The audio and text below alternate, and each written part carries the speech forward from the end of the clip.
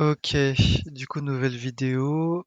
Euh, je suis un peu dégoûté parce que la dernière vidéo que je l'ai tournée le jeudi matin et elle s'est postée que le vendredi après-midi, je crois. Donc un peu en décalé, mais c'est pas grave. Euh, mais du coup, on va direct analyser. J'avais dit jeudi matin que ça pouvait monter dans ce gap-là. Je vous montrerai en 4 heures. Ça l'a fait le jeudi après-midi pour redescendre ensuite en bas. Et du coup, pour moi, on continue hein, vers le bas à viser ce lot du 21 avril. Euh, Après, comme c'est la semaine prochaine, c'est la dernière semaine du mois, ça peut un peu moins bouger et attendre la première semaine de juin. Mais à terme, pour moi, le bias, de toute façon, il est toujours bearish et pour viser ce lot. Du coup, en 4 heures, je pense qu'on était dans cet endroit quand j'ai fait la vidéo. Vous pourrez aller voir, c'est la dernière. Et j'ai dit que, bah, pour moi, on devait continuer vers le bas, mais que comme on avait bien bougé au début de la semaine, j'accepterais que ça remonte dans un premium là de ce range. Hop, le premium ici au-dessus des 50%, dans le petit gap là. Et c'est exactement ce que ça a fait. Et puis après, ça a redescendu le vendredi.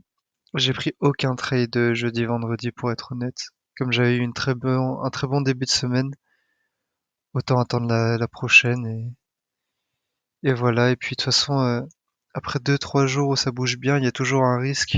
Et c'est ce que ça a fait jeudi, hein, que ça fasse un petit retracement ou que ça bouge moins. Donc voilà. Donc on est bien allé dans le gap, dans un premium pour descendre.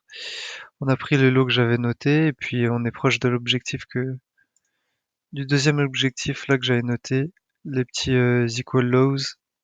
Après il y a le fair value gap bullish.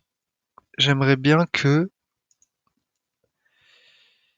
le scénario idéal, ce serait que ça le traverse direct, que les corps des bougies ferment en dessous et qu'après, soit ça remonte, ça l'utilise entre guillemets comme un support tourné résistance. Mais en fait, ça devient un inverted fair value gap. Donc, que ça le prenne et que ça retrace là-dedans pour redescendre de terme. Donc, grossièrement, hein, hop, et que ça reprenne comme ça, en gros. Donc voilà, il n'y a pas grand-chose. Comme j'ai pas pris de trade en vrai, il y a quoi qui pourrait être intéressant? Moi, ce qui serait un peu intéressant, c'est que c'est revenu dans ce fair value gap là, que ça a bien respecté.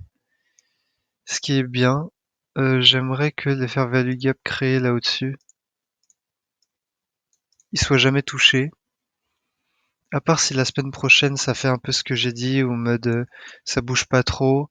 Si ça reste dans cette zone pour que ça remonte, pour prendre la liquidité que ça a créée, je vais tout dessiner comme ça c'est plus clair.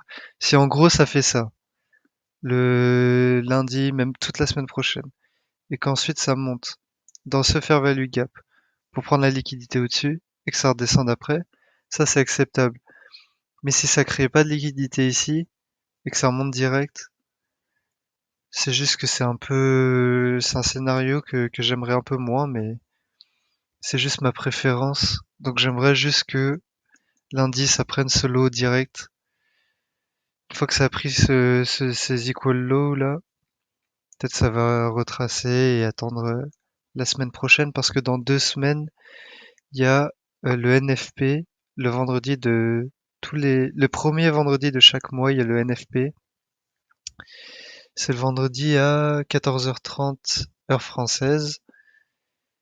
Et en gros, c'est l'annonce des changements des taux de chômage, etc. Et ça bouge énormément. Et ça bouge très peu avant cette news. Ça bouge énormément quand cette news elle sort. Donc voilà, j'attends un peu cette news comme déclencheur pour que ça puisse continuer vers le bas. Du coup, voilà. Je vais enlever comme ça. Le graphique, il est un peu plus propre. On va aller sur l'euro. Du coup, on continue vers le haut. On est bien allé dans un discount en 4 heures. Là, petit discount. Hop, on a bien touché là je crois que c'est un propulsion block. On est remonté. On a respecté ce fair value gap là. Donc pour moi, on continue vers le haut. Il y a rien à dire. Ça continue, ça crée un petit high juste en dessous des equal high là.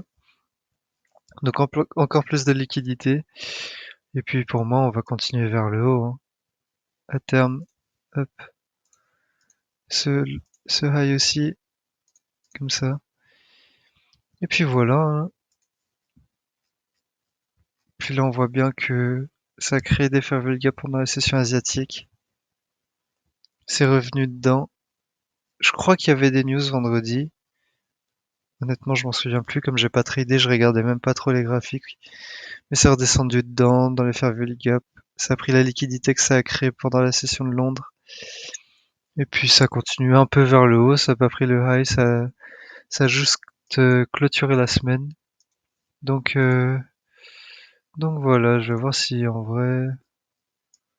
Ouais, non, pas trop. Pas trop. Moi, personnellement, j'aurais rien tradé dedans. Donc on peut passer sur le pound. Le pound qui est beaucoup plus bullish. J'avais dit que le pound pour moi j'allais plus le trader du tout. C'était vraiment sûr parce que on avait atteint les objectifs que j'avais notés et que les autres c'est des highs qui ont été créés il y a vraiment longtemps. On peut continuer hein, dans cette direction. Je vais juste noter lui pour l'instant. Puis à terme on verra, hein. Mais on continue vers le haut. Y a pas de souci. Ça a bien respecté tous les fair value gap que ça a créé depuis les dernières petites semaines. Donc on continue vers le haut et puis on verra bien, hein.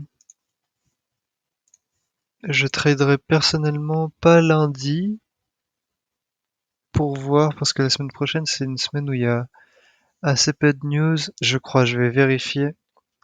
Mais je crois qu'en plus lundi c'est un jour férié aux USA, ce qui veut dire que enfin que ça risque de vraiment pas bouger.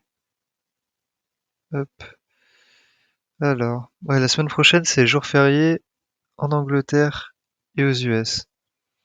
Il s'était dit de pas trader les jours de bank holiday en gros.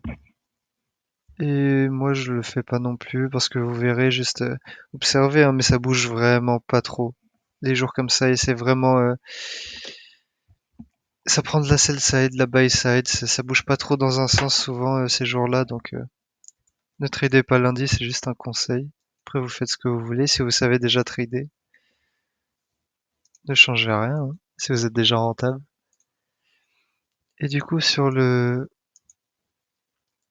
S&P, on passe aux index. On est redescendu dans ce fair value gap, ce qui est logique, ça fait tellement de temps que vous voyez toutes les bougies vertes. Il y a eu très peu de prise de liquidité, c'est ce qu'on a fait. Aussi sur les index, j'attendrai lundi, mardi parce que en 4 heures, on voit bien qu'on est bearish. En fait, on a changé la structure du marché. Oui, on est dans un discount en daily, mais j'attendrai que ça prenne ce high-là avant de long parce qu'on voit bien que ça respecte bien là ce fair value gap là. Hop, ça l'a bien respecté. Puis celui qui a été créé en dessous là juste ici, ça l'a bien respecté donc ouais, moi je veux juste que ça prenne ce high pour ensuite chercher à long et continuer vers le l'objectif que j'avais noté. Et voilà. Mais du coup pour la semaine prochaine, je viserai ce haut, à voir si ça bouge bien, parce qu'il y a toujours un risque que ça bouge pas du tout, et dans ce cas-là, il y aura pas de trade. Et voilà, est-ce qu'il y a des trucs intéressants? Non, pas trop. Jeudi, on n'a vraiment pas bougé, comme vous voyez. Puis, puis vendredi, ouais, pas trop non plus. Donc voilà. Si on passe sur le Nasdaq, c'est en gros la même. On est redescendu dans ce fair value gap. La structure en 4 heures et en 1 heure est bearish, donc j'attends un changement de structure, donc prendre ce high. Et, euh, et voilà, toujours viser ces equal top là. La semaine prochaine, peut-être celle d'après. Et voilà, en gros, petit récap. Comme j'ai fait un récap jeudi matin au lieu de mercredi, bah il s'est pas passé grand-chose.